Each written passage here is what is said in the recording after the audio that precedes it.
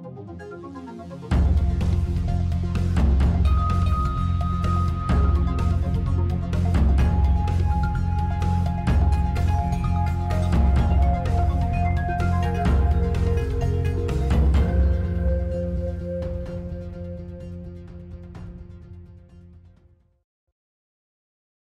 News 24 television prime time न्यूजमा स्वागत छ। पछिल्लो समय विश्वभर राष्ट्रवादी छवि बनाएर चुनाव जित्ने होड चलेको छ। भारत नेपाल मात्र होइन, सोही छवि बनाएर 4 वर्षअघि अमेरिकाको राष्ट्रपतिमा डोनाल्ड ट्रम्प चुनिए। तर लोकतन्त्रको सौन्दर्यलाई मान्नै पर्छ, उनी दोस्रो कार्यकालका लागि चुनिएनन्। 1990 पछि एक कार्यकालमा राष्ट्रपति ट्रम्प खुम्चिएका छन्। अमेरिकी जनताको विवेकलाई धेरैले सम्मान गरिरहेका छन्। यो सँगै ऐतिहासिक जनउभार र मतदान सहित अमेरिकी जनताले राष्ट्रपतिमा बाइडेन र पहिलो पटक महिला उपराष्ट्रपतिमा कमला ह्यारिसलाई विजयी गराएका छन्। यो विजयलाई लोकप्रियतावाद र अतिवादको अन्त्यका रूपमा हेरिएको छ। अमेरिकाको अन्य मुलुकसँग बिग्रदो सम्बन्ध, अमेरिकामै पारेको नीतिगत असरले आजित नागरिकको यो कदम कतिको सही थियो त्यो 4 वर्षमा देखिएला नै। तर यसले अन्य मुलुकलाई पनि निकै सुन्दर पाठ सिकाएको छ। त्यो हो अतिवादी सोचको अन्त्य एक दिन पक्कै हुनेछ।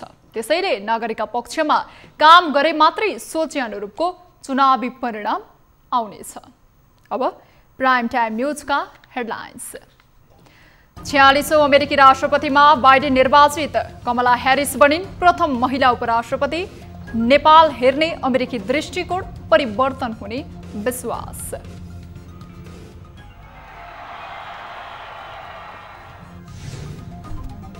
पार्टी विवाद उत्कर्षमा पुगेका बेला नेकपा अध्यक्ष ओली र नेपाल बीच छलफल, पार्टी फुट जोगाउन ओलीको आग्रह, नेपालले मागे ठोस प्रस्ताव।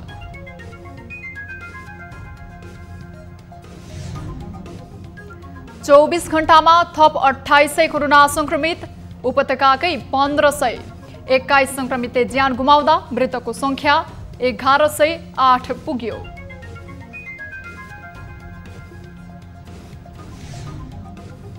होम आइसोलेसनमा रहेका संक्रमितको निगरानी गर्न सरकारले स्वास्थ्यकर्मी परिचालन गर्ने। चितवनमा संक्रमित बढ्दा पनि आइसियु थप्नेतर्फ कसैको ध्यान गएन। बढीमा 50 जना हेर्न सक्ने गरी। र कोरोनाले बन्द भएका दक्षिण एसिया लगायत अन्य मुलुकको नियमित उडान गर्ने सीसीएमसीको निर्णय। विदेशबाट नेपालीको उद्धार अब नियमित उडानबाटै। नेपालीहरूको सब व्यवस्थापन गर्न केही बाँकी नै रहेको हुन्छ।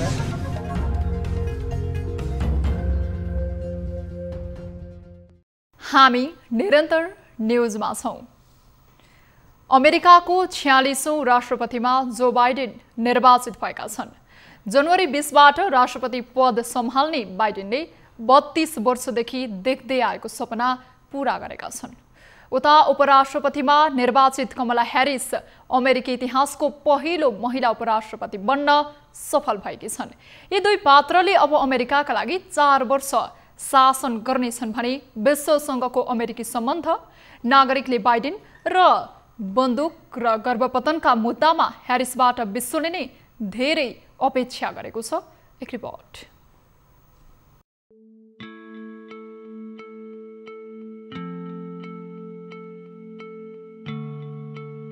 46औं अमेरिकी राष्ट्रपतिका लागि निर्वाचित भएका यिनी हुन् 77 वर्षीय जोसेफ रोबिनेट बाइडेन जुनियर। 47 वर्षदेखि वाशिंटनसँग नजिक रहेर काम गरेका र विदेश कूटनीतिमा प्रखर मानिने बाइडेन देख्दा अन्य राष्ट्रपतिको तुलनामा वृद्ध भए पनि यिनीसँग भएको क्षमताले नै उनी राष्ट्रपतिमा निर्वाचित भएका छन्। सन् 1973 मा पहिलो पटक अमेरिकी सिनेटको सदस्य बनेका बाइडेनले पछिल्लो 28 वर्षपछि पहिलो पटक कुनै अमेरिकी राष्ट्रपतिलाई पहिलो कार्यकाल पछि नै घर पठाइदिएका छन्। सन् 1992 मा जर्ज डब्ल्यू बुशलाई पहिलो कार्यकाल पछि नै हराएर डेमोक्रेटिक पार्टीका बिल क्लिन्टन राष्ट्रपति बनेका थिए। बाइडेनले 33 वर्ष अघि नै सन् 1987 मा राष्ट्रपतिका लागि पहिलो पटक प्रयास गरेका थिए। सिनेटरका रूपमा बाइडेनको भाषण गर्ने कलाको खुबै तारिफ हुने गर्दछ। उनको फर्साइलो व्यक्तित्व, सबैसँग घुल्न सक्ने क्षमता र वाक्कला हेरेरै धेरैले उनलाई सुरुदेखि नै राष्ट्रपतिका लागि योग्य मटेरियल भनेका थिए। तर पटक पटकको प्रयासले उनी राष्ट्रपतिका लागि सही पात्र भएनन्। डेमोक्रेटिक पार्टीको संस्थापक पक्षको बलियो साथ रहेकी हिलारी क्लिन्टनलाई कडा प्रतिस्पर्धा बीच पन्छाउँदै ओबामाले डेमोक्रेटिक पार्टीको उम्मेदवारी जित्दा विदेश नीतिमा अब्बल मानिएकाले ओबामाले उनलाई उपराष्ट्रपति बनाए। ओबामा प्रशासनमा 8 वर्ष बस्दा बाइडेनले अन्तर्राष्ट्रिय नीतिहरूमा ठुलो काम गरेकाले यो पटकको निर्वाचनमा विश्व नै बाइडेन जितोस् भन्ने शुभकामना दिइरहेका थिए। बाइडेन सिनेटरको रूपमा मात्रै नभई जनता निकट पनि मानिन्छन्। सिनेटमा पहिलो चुनाव जितेपछि शपथ लिने तयारी गर्दै गर्दा भएको कार दुर्घटनामा उनको पत्नी नेलिया र छोरी नाओमीको ज्यान गएको थियो भने 2 छोरा बो र हन्टर घाइते भएका थिए। बाइडेनका छोरा बोले डेलावर राज्यका महान्यायाधिवक्ताको जिम्मेवारी सम्हालेका थिए र साथै सैनिक अधिकारीको रूपमा इराकमा खटिएका थिए। सन् 2015मा 46 वर्षको उमेरमा मस्तिष्कमा ट्युमरका कारण उनका छोरा बो बाइडेनको निधन भयो। आफ्नो परिवारका त्यति धेरै सदस्य गुमाएका बाइडेनप्रति सर्वसाधारण अमेरिकीमा सहानुभूति छ। डेमोक्रेटिक पार्टीभित्र प्राइमरी लड्ने घोषणा गरेदेखि नै बाइडेनले मिचिगन, विस्कन्सिन र पेन्सिल्भेनियामा जिते राष्ट्रपति जित्ने दाबी गर्दै आएका थिए भने अन्ततः त्यही क्षेत्रले उनलाई 46औं राष्ट्रपति बनाउन मद्दत गर्यो। उनको विजयसँगै विश्वव्यापीकरण र अमेरिकी लोकतन्त्रमा छाएको कालो छाया हटेको दाबी गरिएको छ।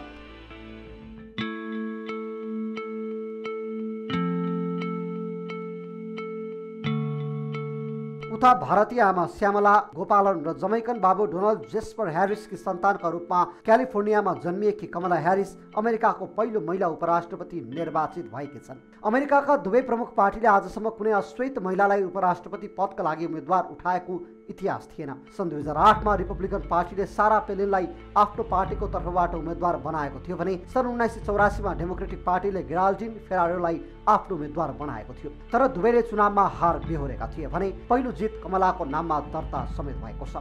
55 वर्ष अघि ओकल्यान्डमा जन्मिएकी कमला सान फ्रान्सिस्को र वासिङटनमा बसोबास गर्दै आएकी छन्। सन् 2016मा सिनेटमा निर्वाचित उनले क्यालिफोर्नियाकी पूर्व न्यायाधिवक्ता र सान फ्रान्सिस्कोमा डिस्ट्रिक्ट एटर्नीको जिम्मेवारी समेत सम्हालिसकेकी छन्। उनले उपराष्ट्रपति पदमा निर्वाचित भइसकेपछि शिक्षा, बन्दुक व्यवस्थापन अर्थात् गन कन्ट्रोल, गर्भपतन र अन्य विषयमा आधारित भएर निर्णय लिने जनाइएको छ। कमला ह्यारिसको पनि बाइडेनको जस्तै राष्ट्रपति बन्ने सपना छ। यसपालि डेमोक्रेटिक पार्टीको प्राइमरीमा उनले पनि बाइडेनसँग प्रतिस्पर्धा गरेकी उनी सम्भवतः अर्को कार्यकालमा राष्ट्रपतिमा उठ्ने लगभग पक्का छ। 77 वर्षीय बाइडेन दोस्रो कार्यकालका लागि नउठ्ने सम्भावना रहेकाले यदि उनले जिते अमेरिकाको पहिलो महिला राष्ट्रपति बन्ने सम्भावना जिउँदैछ, जसका लागि यो कार्यकाल उनले नागरिक र पार्टीभित्रको मन जित्नै पर्नेछ।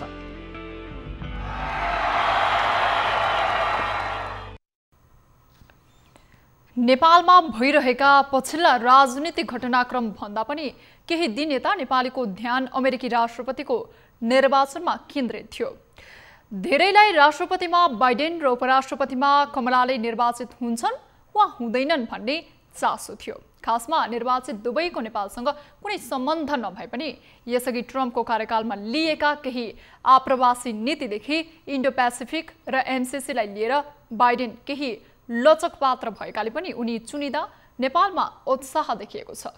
विदेश मामिलामा राम्रो दखल भएका बाइडेनले नेपाललाई भारतीय दृष्टिकोण भन्दा माथि उठेर हेर्ने अपेक्षाले पनि धेरैका लागि बाइडेनको जितले उत्साहित बनाएको छ। एक रिपोर्ट। अमेरिकी राष्ट्रपतिमा निर्वाचित जो बाइडेन 46औं राष्ट्रपतिमा चुनिनुभन्दा अघि राष्ट्रपति बाराक ओबामाको कार्यकालमा उपराष्ट्रपति हुँदा विदेश कूटनीतिलाई निकै सफलतापूर्वक अवतरण गराउने पात्र हुन्। त्यति मात्र होइन, सिनेटको विदेश सम्बन्ध समितिका उनी अध्यक्ष पनि थिए। आफ्नो 45 वर्षीय राजनीतिमा विश्वका सबै अग्रणी नेतालाई भेटेको उनले दाबी गर्ने गर्दछन्। सन् 1991मा उनले पहिलो खाडी युद्धको विपक्षमा मतदान गरेका थिए भने सन् 2003मा चाहिँ इराक अतिक्रमणको समर्थन गरेका थिए। पछि उनले अमेरिकाको इराकमा संलग्नताको आलोचना पनि गर्न थाले। तर कैयौं अमेरिकीको रुचि विपरीत उनी अलि ज्यादा शान्तिकामी पनि लाग्न सक्छन् भने उनको अधिकांश नीतिहरू मध्यमार्गी किसिमका हुन्छन्। वैदेशिक मामिलामा यो कार्यकाल निकै महत्त्वपूर्ण अमेरिकाका लागि मानिनेछ। त्यसमाथि पनि चीनसँग पछिल्लो 4 वर्षमा भएका व्यापार र बाक युद्ध, उत्तर कोरियासँग टुङ्ग्याउनु पर्ने बाँकी विषयमा उनको नीति धेरैलाई चाख लाग्नु स्वाभाविक हो। उनको कूटनीतिक विशेषताका बारेमा चर्चा गरिरहँदा बाइडेनसँग नेपालले पनि धेरै अपेक्षा गरेको छ। निर्वाचित भए लगतै राष्ट्रपति र प्रधानमन्त्रीले दिएको शुभकामना सन्देश शिष्टाचारको अभ्यास भए पनि नागरिक तहबाट देखिएको बाइडेनप्रतिको उत्साह भने लोभलाग्दो छ। पछिल्लो 4 वर्ष नेपाल र अमेरिका बीच सन्देहपूर्ण सम्बन्ध छ। इन्डो पेसिफिक रणनीति, एमसीसी, आप्रवासी र भारतीय दृष्टिकोणबाट नेपाल हेर्ने अमेरिकी प्रशासनमा परिवर्तनको अपेक्षा आम नागरिकले गरेका छन्। त्यति मात्र नभई जलवायु परिवर्तनमा अमेरिकाले खेल्ने भूमिका पनि नेपालका लागि चासोको विषय बन्नेछ। ट्रम्प प्रशासनले अघि सारेको इन्डो पेसिफिक रणनीतिलाई धेरैले चीन घेर्ने रणनीतिका रूपमा व्याख्या गरिरहेका छन्। तर खासमा नयाँ प्रशासनले त्यस विषयमा देखिएको अस्पष्टता चिर्दै नेपाललाई यसमा भूमिका खेल्छ खेल्दैन त्यो अर्को प्रश्नको रूपमा हेरिएको छ। यस्तै एमसीसी सम्झौता र बीआरआईले फरक फरक पाटोको रूपमा नेपालले मान्दै आए पनि बाहिरी हल्लाका कारण नेपालले अहिलेसम्म यी दुवैलाई ग्रहण गर्न सकिरहेको छैन, जसमा बाइडेन र उनको प्रशासनले मद्दत गर्ने विश्वास गरिएको छ। उता दक्षिण एसियाली मुलुकमा भारतको दबदबा रहँदै आएको छ। यसलाई कसैले लुकाएर लुकाउन सकिँदैन र यसअघिसम्म अमेरिकाले भारतको नजरबाट नै नेपाल लगायत अन्य मुलुक निहाल्दै आएको छ, जसका कारण अमेरिकासँग राम्रो सम्बन्ध भए पनि नेपालले कुनै फाइदा लिन सकेको छैन भने हरेक पटक अमेरिकाले अघि सारेको प्रस्तावलाई संशयले हेर्नु परेको छ। बाइडेन आफैमा विदेश मामिलामा पोख्त भएकाले उनले हरेक देश र त्यहाँको प्रणालीलाई फरक तरिकाले हेर्ने अपेक्षा गरिएको छ। यदि त्यसो भएमा नेपालले पनि अन्य मुलुकको तुलनामा आफ्नो अस्तित्व देखाउन सक्छ। यसका लागि नेपालले जलवायु परिवर्तनका मुद्दामा अमेरिकालाई पेरिस सम्झौता अन्तर्गत रहेर धारणा राख्न सक्नुपर्छ। हिमालयको देश भनेर चिनिने नेपाल र जलवायु परिवर्तन रोक्ने विषयमा बाइडेनको समान धारणा छ। यसमा नेपालले आफ्नो धारणा स्पष्ट राख्दा केही खास परिवर्तन नभए पनि त्यो बाइडेनलाई आकर्षित बनाउन सक्ने मुद्दा हुने कूटनीतिज्ञको दाबी छ। यस्तै ट्रम्प प्रशासनले अमेरिकामा आप्रवासीहरूको संख्या घटाउन र आप्रवासीहरूको निर्वासन दर बढाउन अनेकौं नीतिहरू प्रस्तुत गर्यो। उनको अध्यागमन नियन्त्रण गर्ने नीतिहरू मध्ये सेप्टेम्बरमा एउटा अक्षरको बहसको प्रस्ताव आएको थियो। उक्त नियम अन्तर्गत नेपाल जस्ता देशहरूका विद्यार्थी जो अधिक भिसाभन्दा अधिक दरहरू छन् प्रत्येक 2 वर्षपछि आफ्नो भिसा नवीकरण गर्नु पर्थ्यो। उक्त नीतिले अमेरिकामा 11,000 भन्दा बढी नेपाली विद्यार्थीको लागि अनिश्चितताको बादल उत्पन्न गरेको थियो। त्यसैले बाइडेनबाट यसमा केही नीति परिमार्जन हुने विश्वास लिइएको छ। यी र यस्ता अनेक प्रश्नको उत्तर बाइडेन प्रशासनले लिने नीतिमा निर्भर गर्नेछ। त्यसैले पनि बाइडेनको जितले नेपालका लागि धेरै ढोका खुल्न सक्ने आकलन गरिएको छ। तर त्यसलाई नेपालले कसरी ग्रहण गर्छ त्यो समयले बताउला। नेकपा अध्यक्ष पुष्पकमल दाहालले पार्टी फुट्नबाट जोगाउन वरिष्ठ नेता माधव नेपाललाई सहयोग गर्न आग्रह गर्नुभएको छ। आइतबार प्रधानमन्त्री निवास बालोटारमा वरिष्ठ नेतासँग छलफल गर्दै प्रधानमन्त्री एवं अध्यक्ष ओलीले पार्टीलाई जोगाउनेतर्फ सहयोग गर्न आग्रह गर्नुभएको हो। नेपाल निकट मानिएका नेता भीम रावल, सुरेन्द्र पाण्डे र रघुजी पन्त पनि सहभागी थिए। ओलीको आग्रहमा नेता नेपालले ठोस प्रस्ताव ल्याउन आग्रह गर्नुभएको थियो। यस्तै पार्टी एकता जोगाउने मुख्य अभिभार अध्यक्षको नै भएकाले त्यसका लागि बैठक बोलाएर अघि बढ्नुपर्ने उहाँको धारणा थियो। नेपालको धारणामा अध्यक्ष ओली सकारात्मक भएको बुझिएको छ, तर ठोस निष्कर्ष भने ननिस्किएको छलफलमा सहभागी नेताको भनाइ छ। शनिबार अध्यक्ष पुष्पकमल दाहाल सहितका 5 नेताले सचिवालय बैठक बोलाउन माग गर्दै प्रधानमन्त्री ओलीलाई पत्र नै दिएका थिए।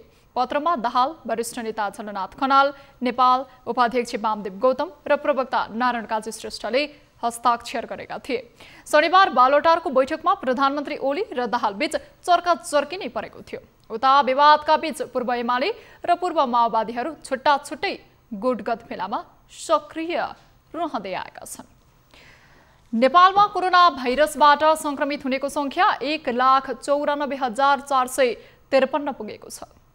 स्वास्थ्य तथा जनसङ्ख्या मन्त्रालयको विवरण अनुसार पछिल्लो 24 घण्टामा 12,311 जनामा गरिएको पीसीआर परीक्षणमा 2,817 जना संक्रमित थपिएसँगै संख्या 1,94,453 पुगेको हो। यस्तै देशभर सक्रिय संक्रमित हुनेको संख्या 35,419 पुगेको छ। यद्यपि 24 घण्टामा 2,812 जना निको भएसँगै देशभर 1,57,926 जना निको भएर घर फर्किएका छन्। यता काठमाडौँ उपत्यकामा मात्रै पछिल्लो 24 घण्टामा थप 1,533 जना संक्रमित फेला परेका छन्। यो सँगै काठमाडौँ उपत्यकामा संक्रमितको कुल संख्या 88,727 पुगेको छ। हालसम्म काठमाडौँमा 72,067 जना, ललितपुरमा 10,153 जना र भक्तपुरमा 6,507 जना संक्रमित पुगेका छन्। यीमध्ये 69,461 संक्रमित निको भइसकेका छन् भने 18,856 सक्रिय संक्रमित छन्। उता प्रदेश अनुसार सबैभन्दा धेरै बागमती प्रदेशमा 1,794 र सबैभन्दा कम कर्णाली प्रदेशमा 20 जना थपिएका छन्। त्यसबाहेक 24 घण्टामा प्रदेश 1 मा 330 जना, प्रदेश 2 मा 74 जना, गण्डकी प्रदेशमा 242 जना, लुम्बिनी प्रदेशमा 298 जना र सुदूरपश्चिम प्रदेशमा 59 जना संक्रमित थपिएका छन्। यस्तै मन्त्रालयको विवरण अनुसार 24 घण्टामा 21 संक्रमितले ज्यान गुमाएका छन्। यो सँगै मृतकको संख्या 1108 पुगेको छ। पछिल्लो 24 घण्टामा लुम्बिनी प्रदेशमा 13 जना, बागमती प्रदेशमा 5 जना, प्रदेश 1 मा 6 जना, गण्डकी प्रदेशमा 3 जना, सुदूरपश्चिम प्रदेशमा 1 जना संक्रमितले ज्यान गुमाएका छन्। स्वास्थ्य मन्त्रालयको विवरण अनुसार सबैभन्दा धेरै 544 जनाको मृत्यु बागमती प्रदेशमा भएको छ भने सबैभन्दा कम कर्णाली प्रदेशमा 13 जनाको मृत्यु भएको छ। यो बाहेक प्रदेश 1 मा 137 जना, प्रदेश 2 मा 165 जना, गण्डकी प्रदेशमा 64 जना, लुम्बिनी प्रदेशमा 159 जना र सुदूरपश्चिम प्रदेशमा 26 जनाले ज्यान गुमाएका छन्। यसैगरी क्वारेन्टिनमा रहनेको संख्या 1149 छ। त्यस्तै संस्थागततर्फ 6222 जना र होम आइसोलेसनमा 29197 जना छन्। हालसम्म देशभर कुल 15,40,077 जनाको PCR परीक्षण भएको छ। घरमा बसेका संक्रमितहरू आत्तिने र बारम्बार अस्पतालमा फोन गर्न थालेपछि अब सरकारले संक्रमित बसेका घरमा स्वास्थ्यकर्मी पठाउने भएको छ।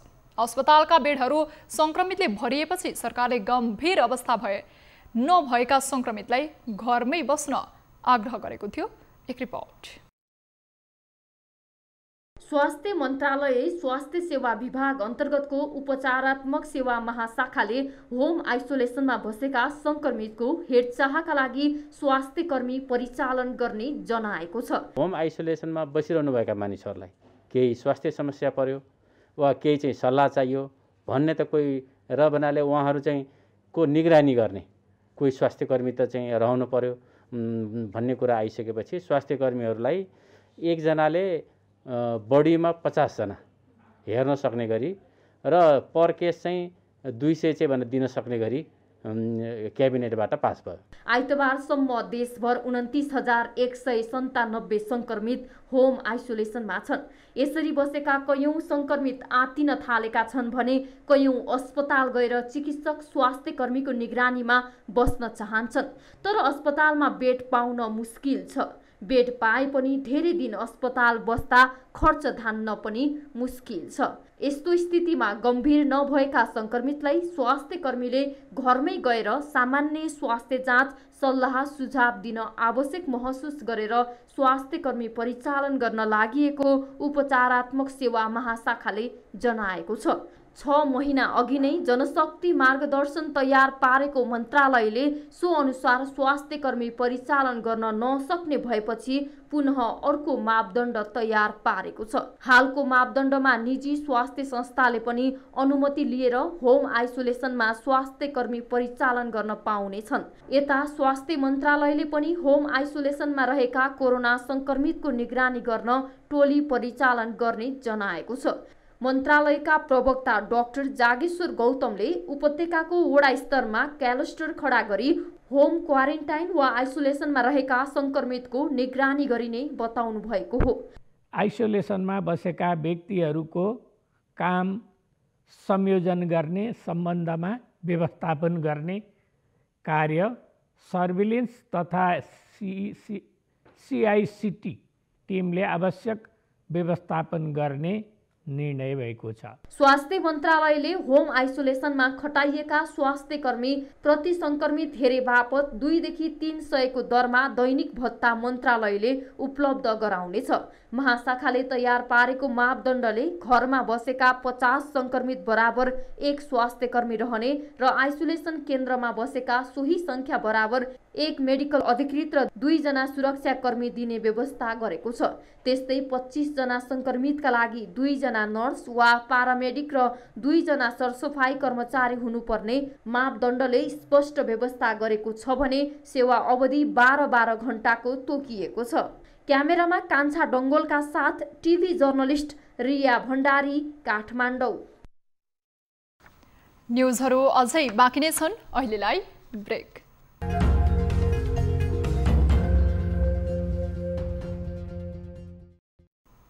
हामी निरन्तर न्युजमा छौं। नेपालमा कोरोना संक्रमितहरूको संख्या बढ्दै गए पनि त्यस अनुरूपको तयारीमा उदासीनता देखाउन थालिएको छ। चितवनमा पनि संक्रमितहरूको संख्या हरेक दिन थपिँदै जाँदा र विभिन्न जिल्लाबाट उपचारका लागि चितवन पुग्नेहरू बढ्दै गर्दा आइसियुको अभाव देखिएको छ। एक रिपोर्ट। चितवनमा कोरोना संक्रमितको संख्या 5000 नजिक पुगे पनि जिल्लामा आइसियु थप्नेतर्फ कसैको ध्यान पुगेको छैन। हाल जिल्लामा 4952 जनामा कोरोना संक्रमण पुष्टि भइसकेको छ। त्यसमध्ये 1693 जनामा कोरोना सक्रिय छ भने 3187 जना कोरोना मुक्त भएका छन्। नवलपरासी, मकवानपुर, तनहुँ, लमजुङ, गोर्खा लगायतका स्थानबाट जटिल खालका बिरामी आउन थालेपछि आइसियुको अभाव भएको हो। कोरोना संक्रमितका लागि छुट्याइएका आइसियुमा बिरामी भरिएको जिल्ला स्वास्थ्य कार्यालय चितवनका प्रमुख दीपक तिवारीले जानकारी दिनुभयो। चितवनमा भरतपुर अस्पताल, चितवन मेडिकल कलेज, पुरानो मेडिकल कलेजमा जटिल खालका कोरोना संक्रमितको उपचार भइरहेको छ।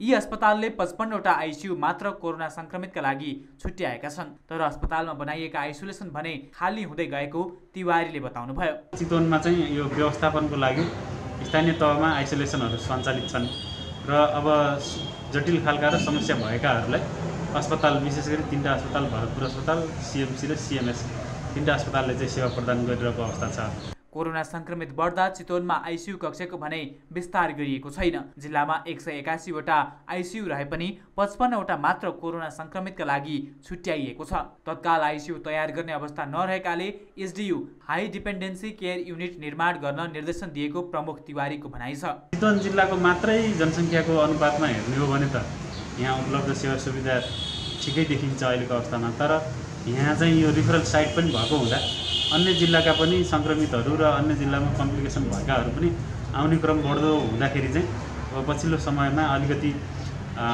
बिरामीको सङ्ख्या र बेडको अनुपात चाहिँ नमिलेको जस्तो गुनासोहरू बेला बेलामा आउँछ। अहिले चितवन मेडिकल कलेजले 44 वटा एसडियु सञ्चालन गरेको छ। भरतपुर अस्पतालमा पनि 40 वटा एसडियु निर्माणको चरणमा रहेको अस्पतालले जानकारी दिएको छ। अहिले भरतपुर अस्पतालमा कोरोना संक्रमितका लागि 2 भेन्टिलेटर, 10 आइसियु र 153 बेड सहितको आइसोलेसन तयार गरेको छ। आइसोलेसनमा बिरामी कम रहे पनि भेन्टिलेटर र आइसियुमा बिरामी भरिएका छन्। कोरोना महामारीका कारण बन्द गरिएका दक्षिण एसिया लगायत अन्य उपयुक्त गन्तव्य स्थानमा नियमित हवाई उडान हुने भएको छ। सिंहदरबारमा आइतबार बसेको सिसिएमसीको बैठकले हाल खुल्ला गरिएका नियमित उडानका अतिरिक्त दक्षिण एसिया लगायत अन्य उपयुक्त गन्तव्य स्थानमा नियमित हवाई उडान गर्ने प्रस्ताव मन्त्री परिषदमा लैजाने निर्णय गरेको हो। बैठकले स्थानीय तहमा होम आइसोलेसनमा बसेका नागरिकलाई स्वास्थ्य परामर्श दिनका लागि स्थानीय तहका वडाबाट स्वास्थ्यकर्मीले स्वास्थ्य परामर्श गर्ने व्यवस्था मिलाउन संघीय मामिला मन्त्रालयबाट अनुरोध गर्ने निर्णय समेत गरेको छ। त्यस्तै विदेशमा रहेका नेपालीहरूको शव व्यवस्थापन गर्न बाँकी रहेकाले शव नेपाल ल्याउनका लागि व्यवस्थापन गर्न श्रम मन्त्रालय मार्फत मन्त्री परिषदमा प्रस्ताव लैजाने निर्णय गरेको छ। विशेष गरी यो विदेशमा रहेका नेपालीहरूको शव व्यवस्थापन गर्न केही बाँकी नै रहेको हुँदा विशेष प्रबन्ध मिलाउन श्रम तथा रोजगार मन्त्रालयलाई अनुरोध गर्ने निर्णय भएको छ। समितिको बैठकले हाल अन्तर्राष्ट्रिय सतह मार्गका 13 स्थानबाट नेपाल प्रवेश गर्ने व्यवस्था मिलाइएकोमा बैतडीको झुलाघाटबाट पनि प्रवेश दिने निर्णय गरेको छ। त्यस्तै पर्यटन गतिविधिहरूलाई केही खुल्ला गर्नका लागि केबल कार, जंगल सफारी लगायतका क्षेत्रलाई खुल्ला गर्न दिने निर्णय पनि बैठकले गरेको छ। अब बिजनेस न्यूज।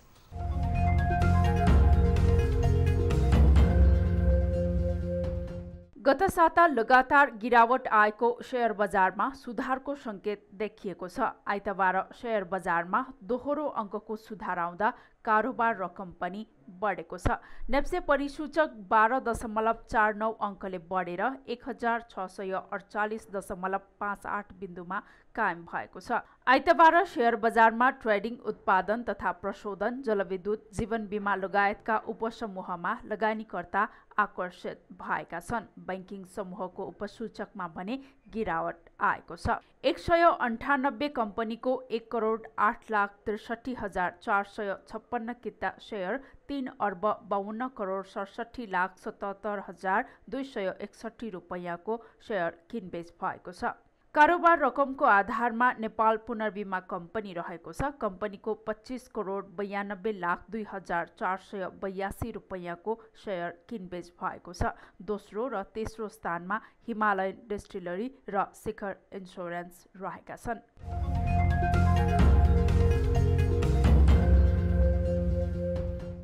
अब स्पोर्ट्स न्यूज।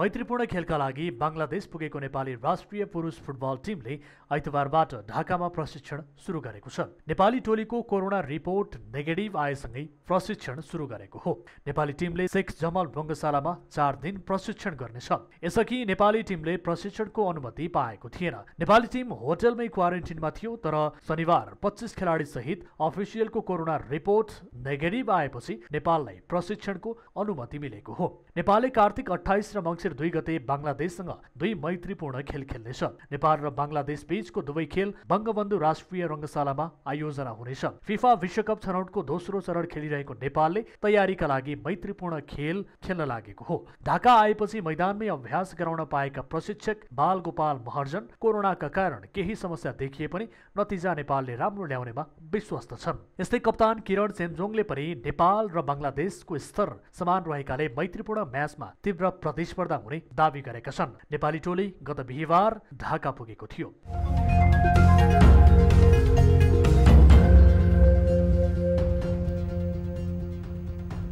अब अनुला महर्जनका साथमा फटाफट न्यूज।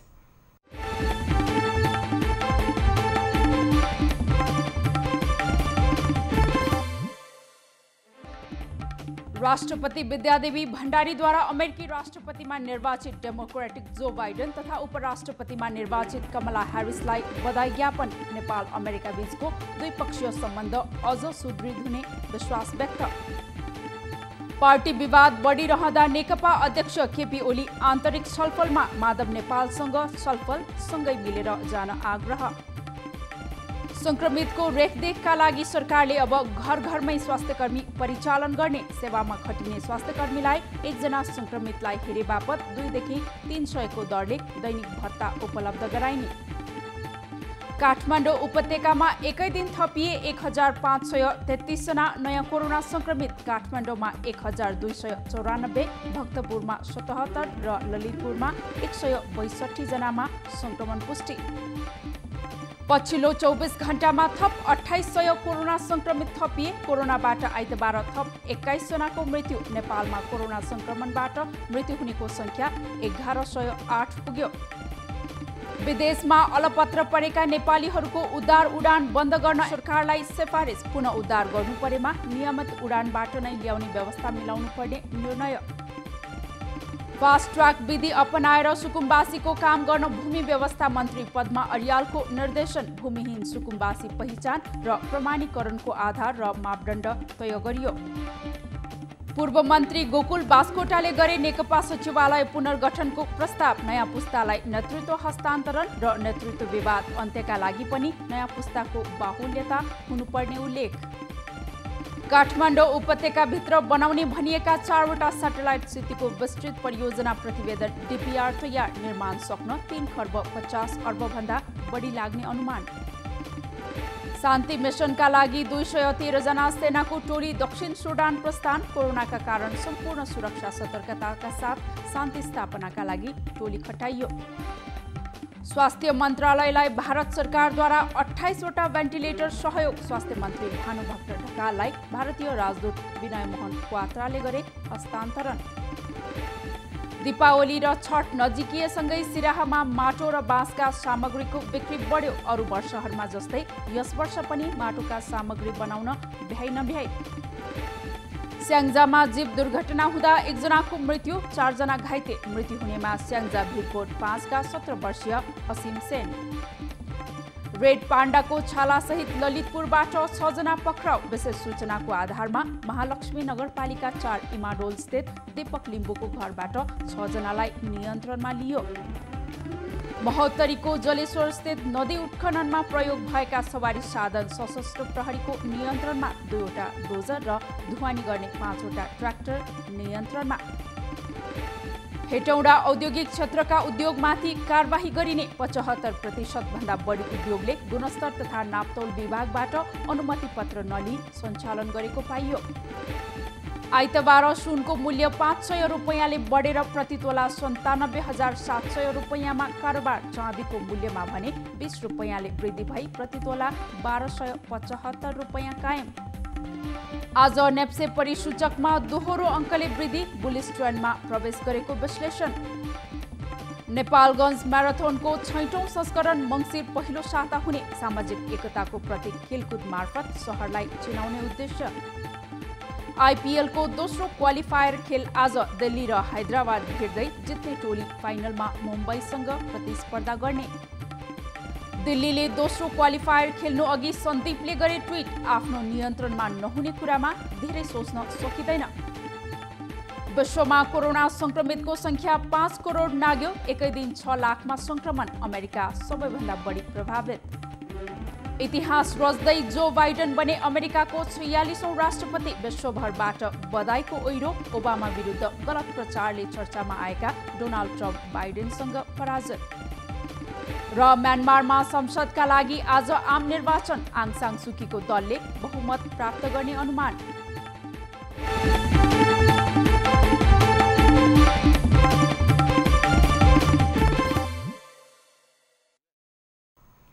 अब एउटा रोचक प्रसङ्ग। अमेरिकामा मेयर पदका लागि चुनाव लडेको कुकुर भारी मतले विजयी भएको छ। अमेरिकाको केन्टुकीको सहर राबिट हाउसमा वेल्टर वेस्ट नामक यो कुकुर मेयर बनेको हो। त्यहाँका स्थानीयले कुकुरलाई भारी मतले जिताएका छन्। उनले 13,143 मतले चुनाव जितेको हो। सन् 1990 देखि राबिट हाउसमा कुकुरलाई मेयर बनाइँदै आएको छ। उक्त सहरको 22,985 भोट मध्ये 13,143 भोट राबिटले पाएको हो। त्यस्तै 12 वर्षीय बोर्डर कोली सहरको राजदूतको रूपमा नियुक्त भएका छन्। अब प्राइम टाइम न्यूज सक्नु अघि अहिलेसम्मका हेडलाइन्स पुनः एकपटक। 46औं अमेरिकी राष्ट्रपतिमा बाइडेन निर्वाचित, कमला ह्यारिस बनिन् प्रथम महिला उपराष्ट्रपति। नेपाल हेर्ने अमेरिकी दृष्टिकोण परिवर्तन हुने विश्वास।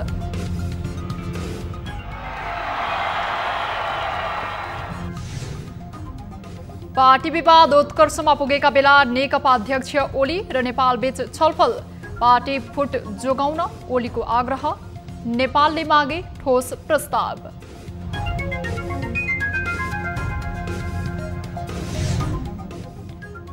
पछिल्लो 24 घण्टामा थप 2800 कोरोना संक्रमित, उपत्यकाकै 1521 संक्रमितले ज्यान गुमाउँदा मृतकको संख्या 1108 पुग्यो।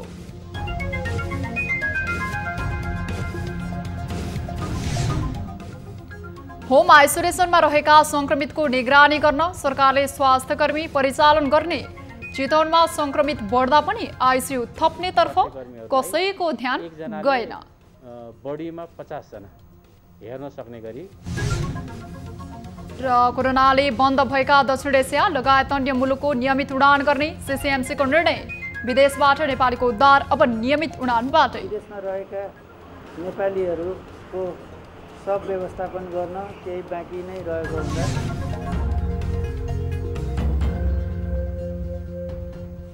प्राइम टाइम न्यूज अहिलेलाई यति नै। जाँदा जाँदै ताली र गालीका लागि हामीले सोधेको प्रश्नको अन्तिम जवाफ यसपछि प्रसारण हुने कार्यक्रम सीधा कुरा जनतासँग यहाँहरूले हेर्न सक्नुहुनेछ। थप न्यूजका लागि हाम्रो वेबसाइट www.news24nepal.com हेर्नुहोला। साथै हामीलाई फेसबुक, ट्विटर र युट्युबमा पनि फलो गर्न सक्नुहुनेछ। यस्तै मोबाइल, इमेल र भाइबरबाट न्यूज24 को हेल्प डेस्कमा केही समस्या र गुनासा छन् भने सम्पर्क गर्न सक्नुहुनेछ। हामी निरन्तर न्यूजमा छौं। नमस्ते।